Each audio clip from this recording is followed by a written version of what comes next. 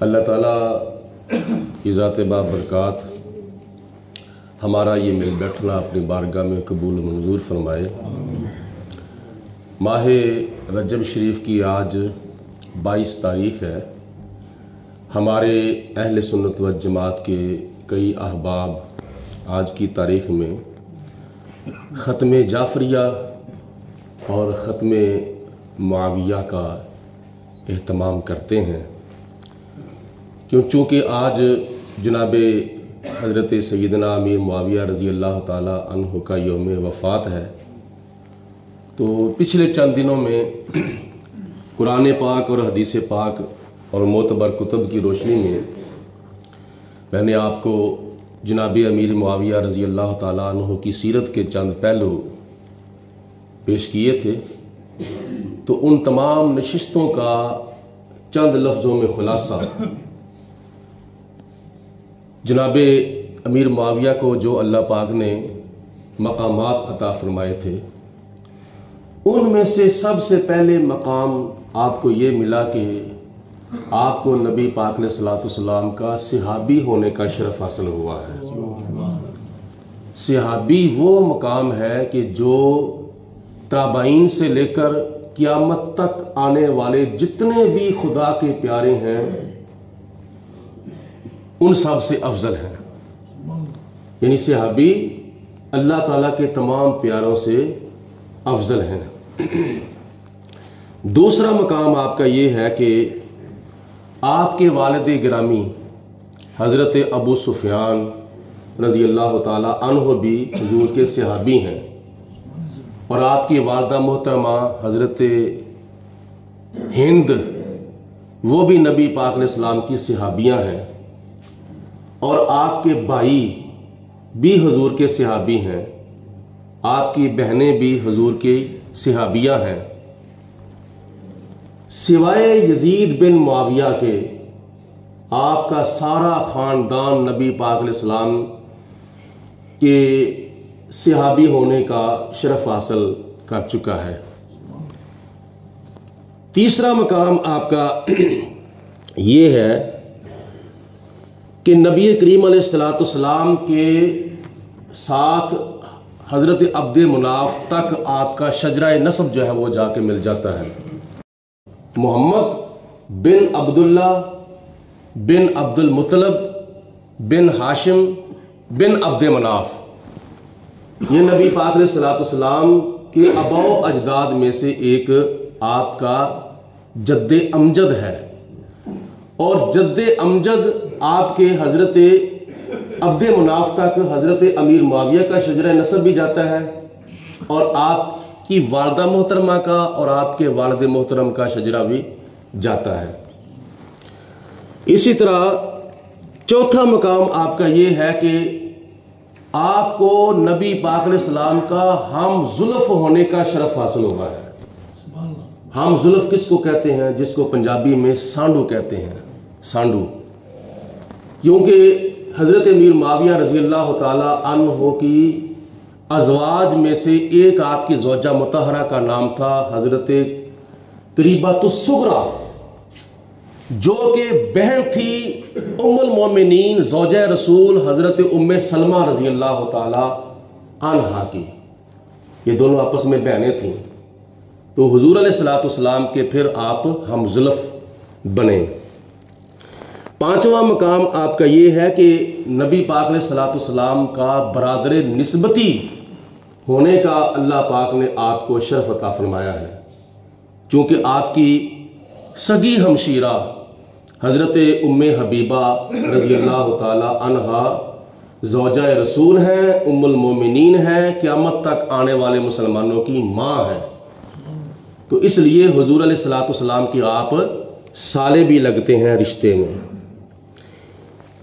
چھٹا مقام آپ کا یہ ہے کہ جب فتح مکہ کے موقع پر آپ نے اور آپ کے والد گرامی نے کلمہ پڑھا تو نبی پاک علیہ الصلوۃ والسلام نے دونوں کو بڑی خوش دلی کے ساتھ اہلاً و سہلاً مرحبا مرحبا کہا تھا۔ کتنی خوشی ہوئی تھی حضور علیہ الصلوۃ والسلام کو۔ ساتواں مقام یہ ہے کہ آپ کو متعدد بار نبی پاک علیہ الصلوۃ والسلام کی دعائیں ملی تھیں، متعدد بار حضور علیہ السلام نے آپ کے لیے دعائیں کی تھیں۔ اور 8واں مقام یہ ہے کہ سب سے پہلے بحری بیڑا بنانے کا اللہ پاک نے آپ کو شرف عطا فرمایا ہے۔ بحری جہاز، بحری بیڑا آپ کو بنانے کا شرف حاصل ہوا، آپ اس کے مجد ہیں۔ 8واں مقام آپ کا یہ ہے کہ بحری جہاد بھی سب سے پہلے آپ کو کرنے کا شرف اللہ تعالیٰ نے عطا فرمایا تھا۔ اس بحری بیڑے کے اوپر بیٹھ کر سب سے پہلے سمندر میں جا کر کافروں کے ساتھ آپ نے ہی سب سے پہلے جہاد کیا تھا۔ اسی طرح نبی پاک علیہ الصلوۃ والسلام کے کچھ کاتبین تھے جو آپ اپنی وحی کاتبین سے لکھوایا کرتے تھے، اور ان کاتبین کے اندر آپ بھی شامل تھے۔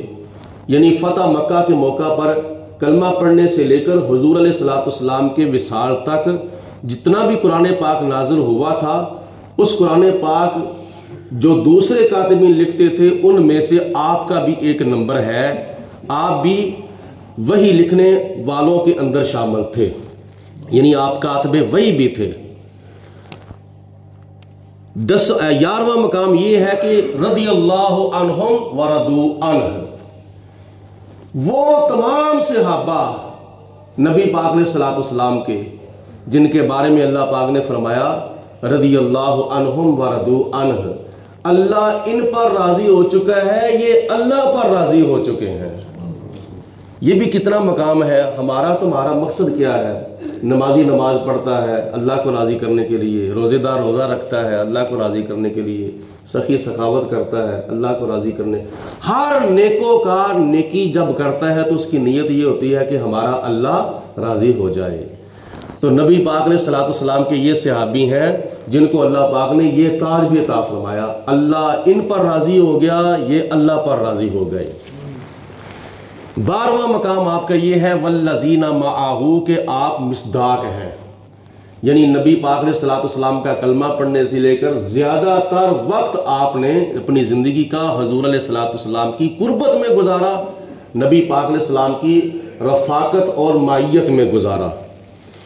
اسی طرح 13واں مقام آپ کا یہ ہے کہ حضور علیہ الصلوۃ والسلام کی وفات کے بعد جب جناب صدیق اکبر خلیفہ مقرر ہوئے تو آپ کے دور خلافت میں ملک شام تک جتنے بھی قافلے جاتے تھے ان کی سپہ سلاری حضرت امیر معاویہ کو ملتی تھی، اور پھر جناب فاروق اعظم کے دور میں اور عثمان غنی کے دور میں آپ ملک شام کے گورنر مقرر رہے، تقریباً 20 سال وہ ہیں۔ حضرت امام حسن رضی اللہ تعالی عنہ کے بعد پھر آپ کو جب تخت سلطنت کے اوپر بٹھا دیا گیا، 20 سال وہ دنیا اسلام کا سب سے بڑا حکمران، 40 سال حکومت کرنے والا، یہ اللہ کا پیارا بندہ ہے حضرت امیر معاویہ رضی اللہ تعالی عنہ۔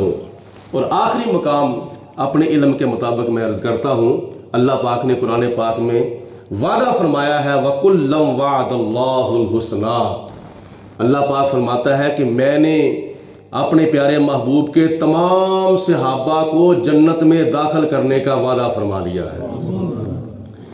یہ اللہ تعالیٰ کی ذات بابرکات کی بارگاہ سے اور نبی پاک علیہ الصلوۃ والسلام کی بارگاہ سے حضرت امیر معاویہ کو مقامات ملے تھے۔ اللہ پاک کی ذات بابرکات ہم سب کو عمل کرنے کی توفیق عطا فرمائے۔ آخر الدعوانا ان الحمدللہ رب العالمین۔ درود پاک پڑھیں، الصلاۃ والسلام علیکم وعلی آلک واصحابک یا سیدی، الصلاۃ والسلام علیک یا رحمۃ للعالمین وعلی آلک واصحابک یا خاتم النبیین۔ اللہم صلی علی سیدنا و مولانا محمد معدن الجود والکرم وآلہ واصحابہ وبارک وسلم۔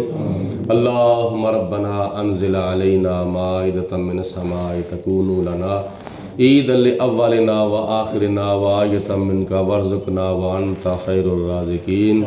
الہی بحق بنی فاطمہ کے برقول ایماں کنی خاتمہ، اگر دعوت امرد کنی ور قبول، منو دست و دامان آل رسول۔ الہی ہم تجھ سے دعا مانگتے ہیں، مریض گناہ ہیں شفا مانگتے ہیں۔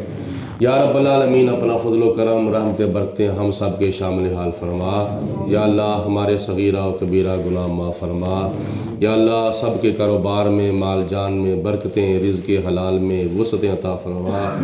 یا رب العالمین بیماروں کو شفائے کاملہ صحت عاجلہ عطا فرما۔ یا اللہ پوری دنیا پر اسلام کو غلبہ اور فوقیت عطا